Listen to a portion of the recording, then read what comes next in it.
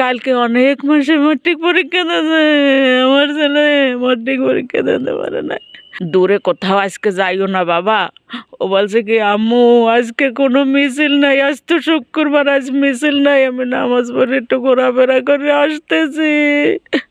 আমার 3টে মেয়ের পরে একটাই ছেলে, আমার মাহফুজ আজকে ম্যাট্রিক পরীক্ষা দিই।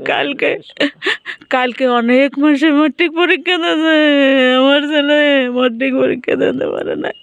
কিন্তু ও তো 16 বছরের বাচ্চা, ও সরকারের কাছে কি চাইছিল আর কি দিত সরকার? ও তো কোটা আন্দোলনের জন্য সবাই অপেক্ষা করছে।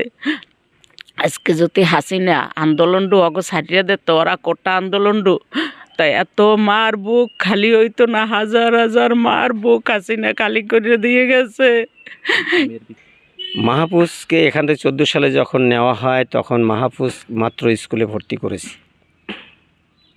4 বছর 4.5 বছর বয়স। এর পরের থেকে মাহফুজ 2টা স্কুলে, শাহিন স্কুলে পড়াশোনা করছে। যাত্রাবাড়িতে ছিলাম, সেখানে আইডিয়াল স্কুলে ক্লাস 1-এ পড়ছে। এরপর ক্লাস 2-তে গিয়ে ইউনিভার্সাল ইন্টারন্যাশনাল স্কুলে সেখানে ভর্তি হয়েছে, সেখানে ক্লাস 6 পর্যন্ত সেখানে পড়াশোনা করছে। এবার ক্লাস 7-এ গিয়ে আল্লাহ আব্বাসউদ্দিন উচ্চ মাধ্যমিক বিদ্যালয়, ওখানে ভর্তি করেছিলাম। এরপর থেকে ক্লাস 10 পর্যন্ত মাহফুজ এখানেই পড়াশোনা করতেন। কিন্তু মাহফুজের রেজিস্ট্রেশন হয়েছিল, মাহফুজ এই যে গতকালকে পরীক্ষা শুরু হয়েছে, মাহফুজ এখানে পরীক্ষার্থী ছিল, কালকে পরীক্ষা দিত, কিন্তু মাহফুজ তো আর পরীক্ষা দিতে পারলো না। 16 জুলাই থেকে মাহফুজ আন্দোলনে ছিল, আমি জানি না। আমি জানতে পারছি 18 জুলাই যে আন্দোলনে যাচ্ছে। তখন আমি বলতেছিলাম, মাহফুজ তুমি কোথায় গেছিলে? আমি এখানে ছিলাম, হাজার হাজার ছাত্র জনতা আমরা রাস্তায় নেমেছি। এদেশের বিএনপি জামাত যা পারে না, আমরা ছাত্ররা তা করে দেবো। এই ফ্যাসিস্ট হাসিনাকে আমরা বিদায় করে ছাড়বো।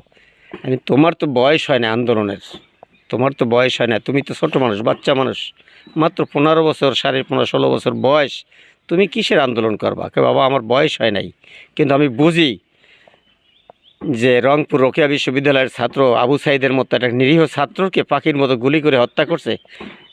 এর প্রতিবাদ না করলে, যদি মারা যায় তাহলে মরেও শান্তি পাবো না। এর প্রতিবাদ করতেই হবে। এই ফ্যাসিস্ট, এই স্বৈরাচার হাসিনাকে আমরা বিদায় করবই। আমি শুক্রবার সকালে আমি তাকে আর ঘর থেকে বের হতে দিই নাই। বেলা 1টা পর্যন্ত মাহফুজ আমার সাথেই ছিল। এরপর নামাজে যাচ্ছি, বলছি চলো আমরা একসঙ্গে নামাজ পড়ি। বলে তুমি যাও, আমি আসতেছি। এইটাই ছিল মাহফুজের সাথে আমার শেষ কথা।